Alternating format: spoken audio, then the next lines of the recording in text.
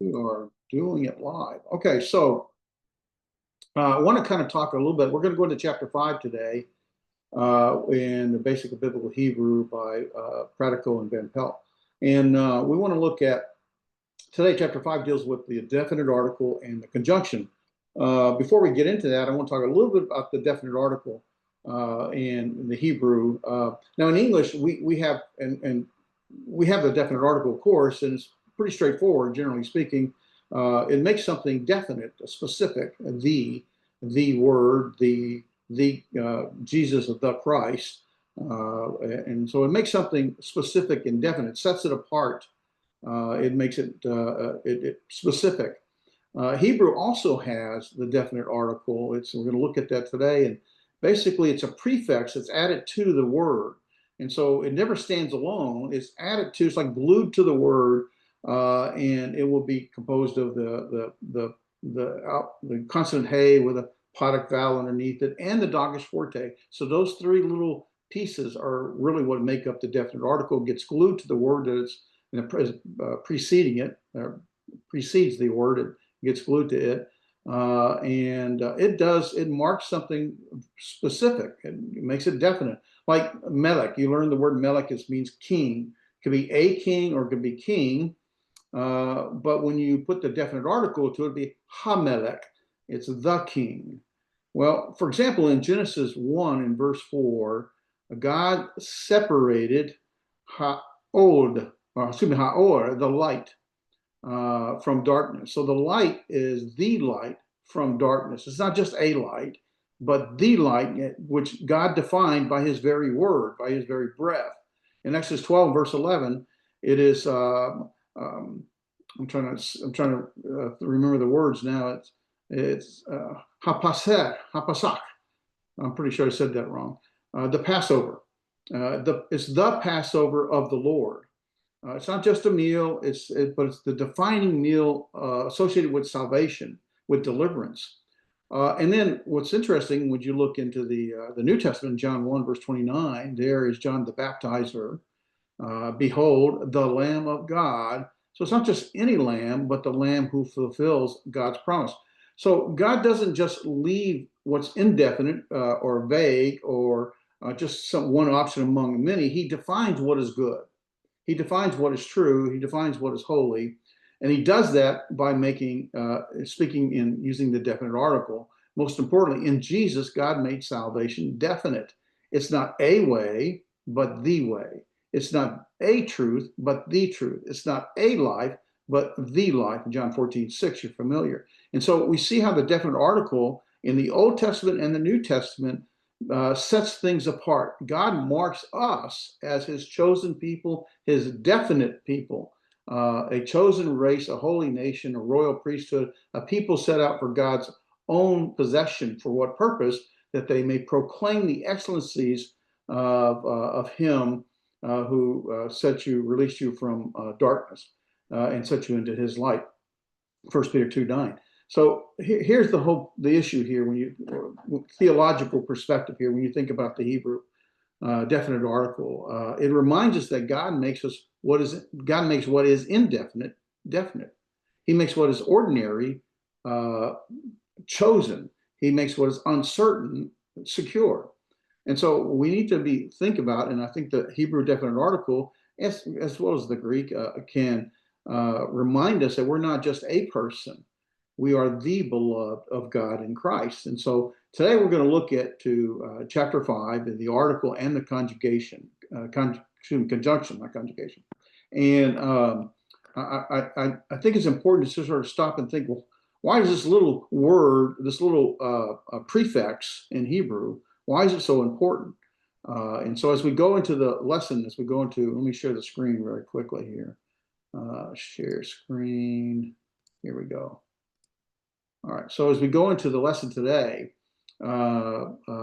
think that this is just not grammar. It has theological importance. And as we sort of think through it, you could sort of see how even something as simple as a definite article can actually bring out something that's very significant in our relationship with our Creator. So when we talk about in this lecture here, we're going to cover the definite article, which appears over 25,000 times in the Hebrew Bible, and the conjunction, which appears over 50,000. So altogether, these two appear over 75,000 times.